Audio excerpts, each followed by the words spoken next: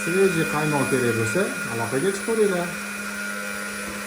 Albatta hozir kimga separatorimiz kerak bo'lsa, ishlash jarayonida video lavhalar olamiz. Qaymoq ham mana qo'yiqqina bo'ladi.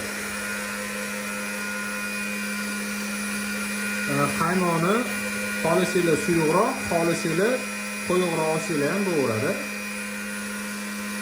Keyin обязательно ahamiyat berasizlar. Ustimizni 40 gradus issiq bo'lishi kerak.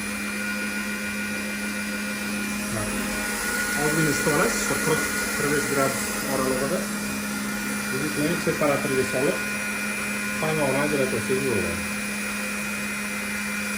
Kimga kerak bo'lsa, separatorlar pastdagi raqamlarga aloqaga chiqaveringlar. Butun O'zbekiston bo'ylab dastavkasi bor.